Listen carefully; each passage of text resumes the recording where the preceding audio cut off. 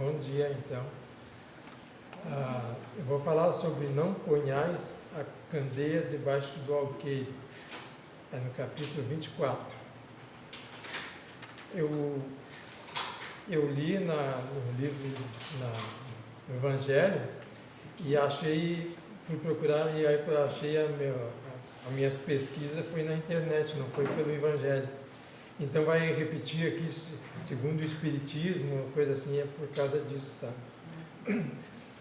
Então tá. Então, no Espiritismo, a candeia simboliza a luz do conhecimento, da verdade e da fé, que deve ser compartilhada e não escondida. A parábola de Jesus sobre a candeia, segundo Mateus, Marcos e Lucas, ensina que os ensinamentos espirituais e a virtude devem ser manifestados através do exemplo de cada pessoa, iluminando os outros e não sendo mantidos debaixo do alqueire. Agora, os significados da candeia, segundo o contexto espírita. A luz interior. A candeia representa o conhecimento e a compreensão que cada indivíduo possui da verdade. A função do exemplo. Assim como a candeia é posta no velador para iluminar a todos, o indivíduo deve colocar seus bons princípios e conhecimento à disposição dos outros.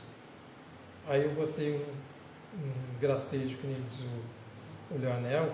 Pois então, eu sou esse indivíduo e vou colocar os meus bons princípios e meus conhecimentos à disposição de vocês.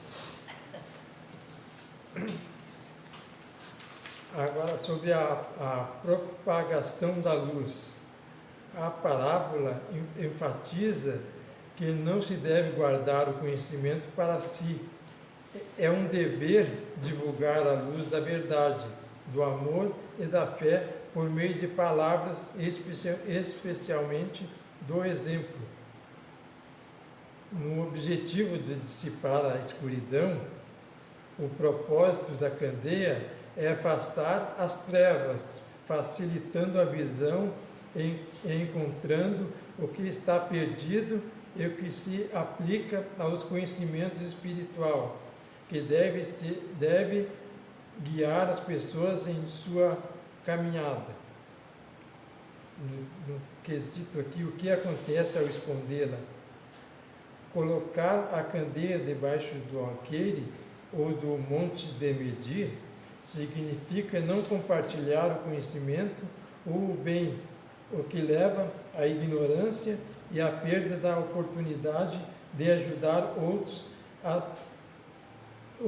e de progredir espiritualmente.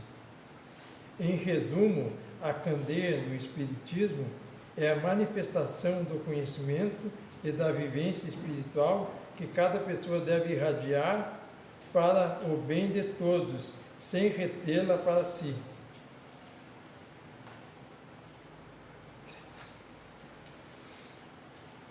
Agora, sobre a candeia na Bíblia, eu fui pesquisar também só para informação, a importância do óleo combustível espiritual.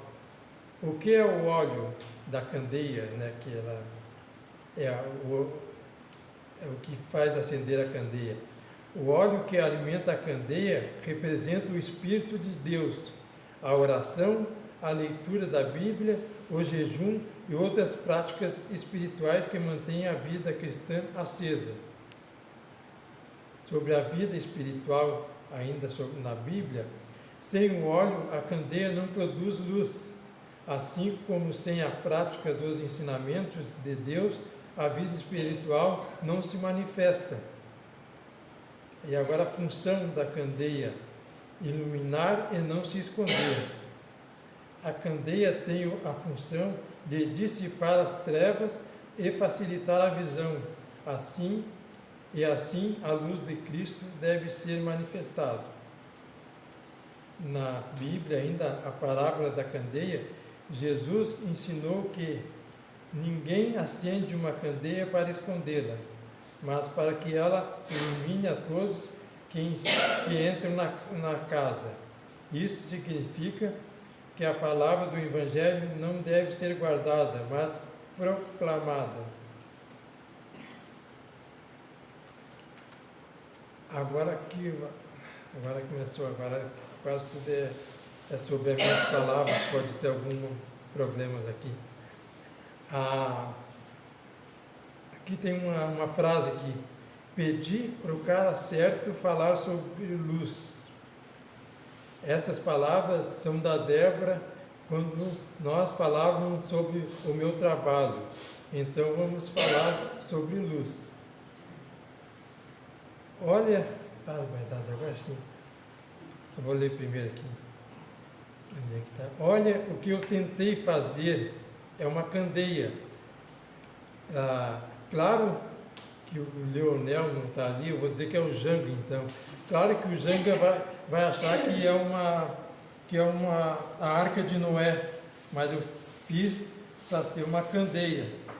E aí eu botei óleo ali, vazou, porque eu não fiz direito, mas eu vou acender a candeia aqui. Tem uma jarra na frente.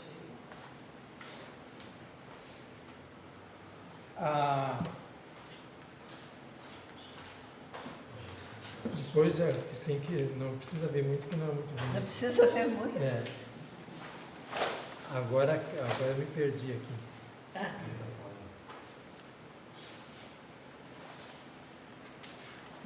Sobre a candeia, deu muito trabalho para fazer esta obra, esta candeia.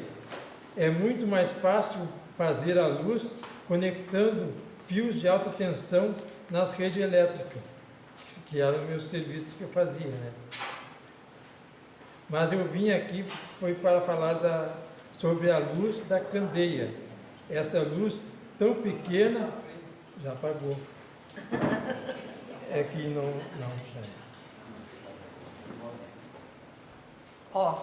Deixa eu levantar para mostrar. Está vazando o óleo? É porque o óleo vazou. Mas ele tentou fazer uma candeia como era antigamente, né? Uma vela. Uma vela.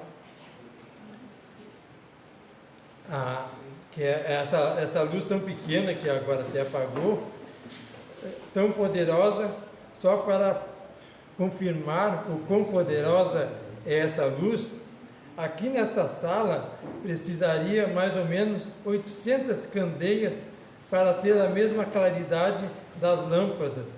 E mesmo com toda essa claridade que tem aqui, a minha irmã, a Inaura, ainda fica engatinhando no conhecimento e na compreensão da verdade.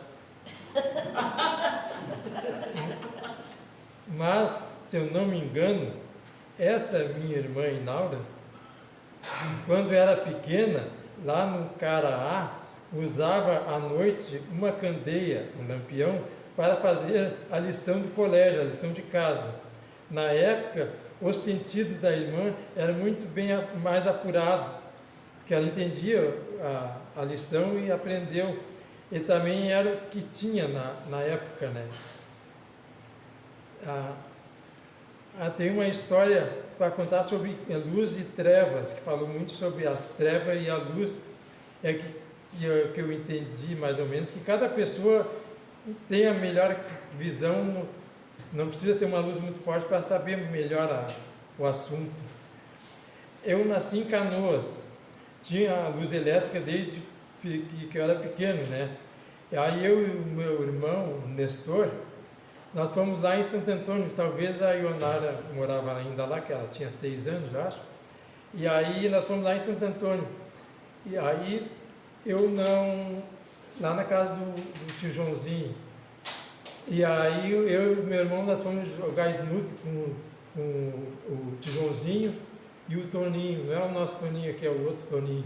Nós fomos jogar snook num bar lá no lugar e voltamos de noite.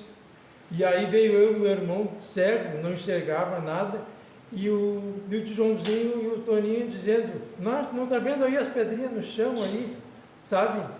Que a gente não estava acostumado com com a escuridão, né? Estava acostumado com a claridade, a gente não conseguia enxergar. Aí estava se escorando. Eu até botei aqui que podia ter pegado na mão do tiozinho para ele levar até em casa, né? Aí chegou lá e acendeu uma luz tão pequenininha, a gente achou um claro, que acendeu uma vela, aqueles lampião que tinha lá quando chegou em casa. E aí então as pessoas, tem pessoas que com pouca luz têm mais entendimento, sabe? Tem mais visão, né? Isso aí que eu quis mostrar. Isto é pouca luz para alguns e treva para outros, né? Poderia ter dado, vamos já disse aqui, aqui isso que é importante. Alguém pode pensar que eu tenho alguma coisa contra a irmã Laura ou o Leonel, que era para ser o Leonel, que ele foi embora, não está aí. É muito Ele está preparando um lanche. Tá. É muito pelo contrário. É pura simpatia que eu tenho afeto por eles, né? Sabe? Sim. Tá.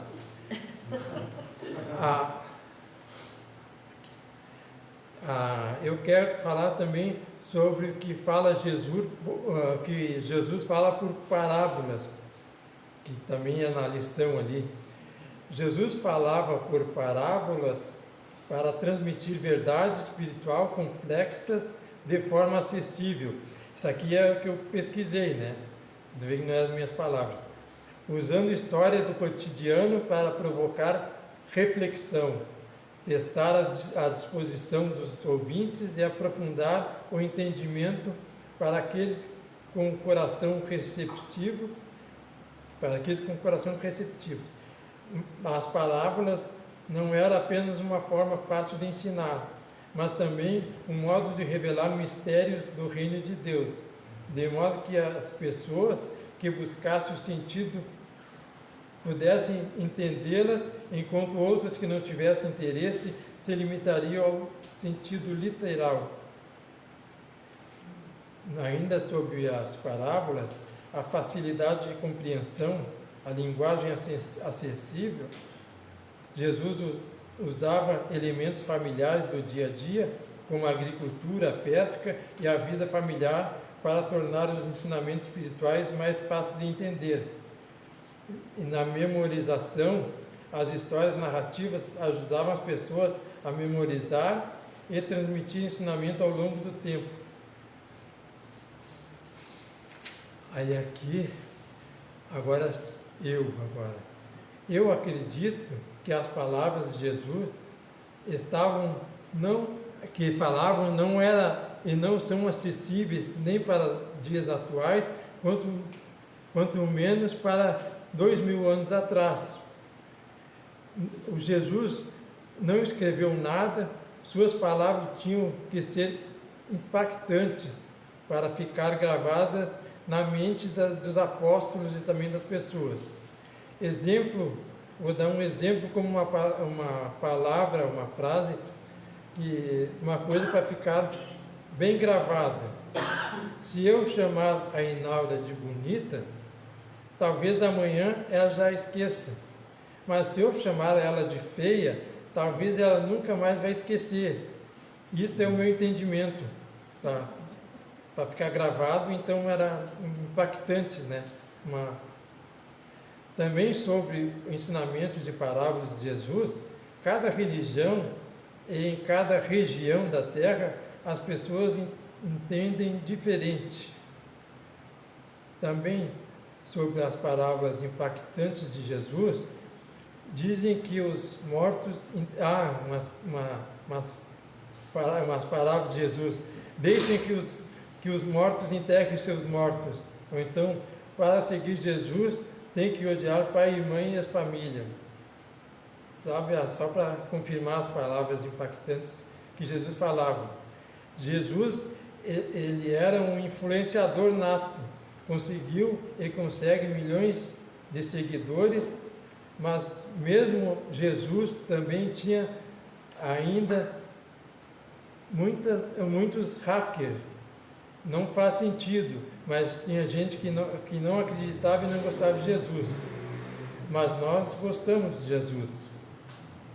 Se na sua caminhada da vida encontrar muitas dificuldades, muitos problemas, você está no caminho certo. Siga em frente. Muito obrigado pela atenção.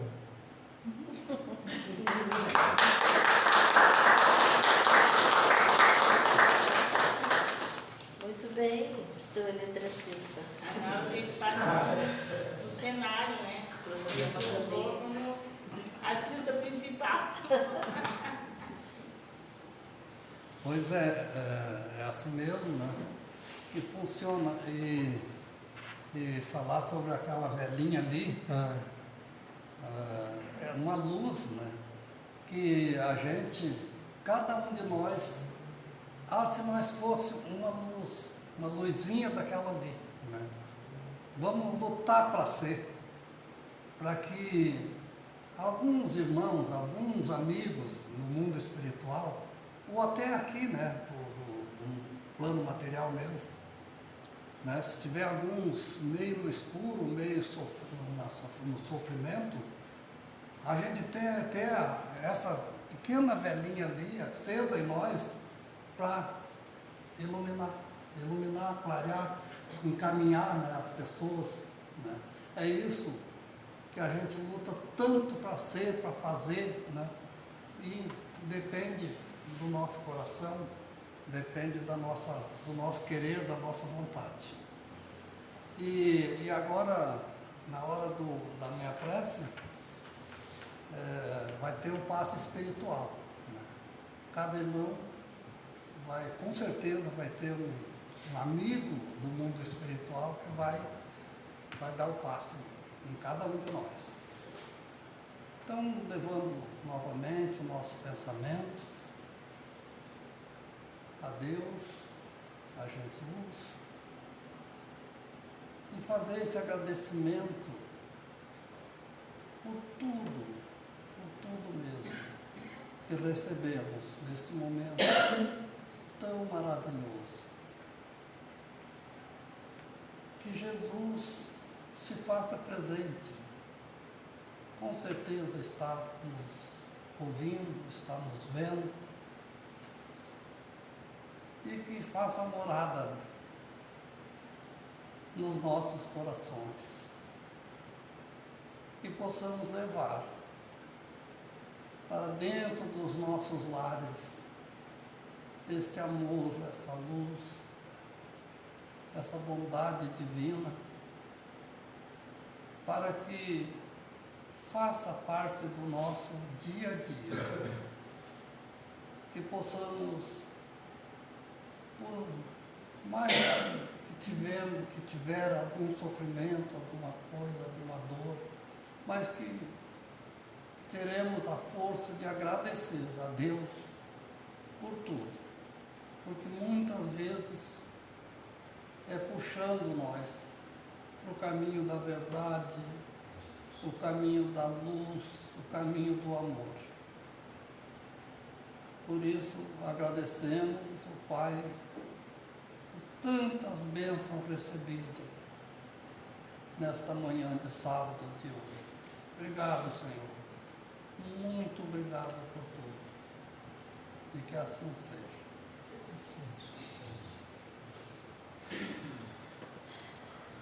Obrigada. Muito bem, seus moços. Coitado da Inalda, ela nem é feia. Achou aí? Mas ela é meio surda, acho que ela ela ouviu, ela estava assim. ela estava atenta.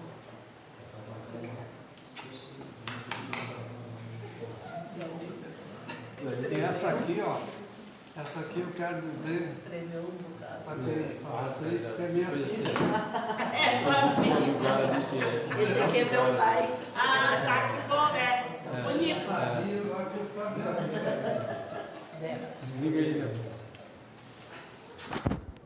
Eu não vou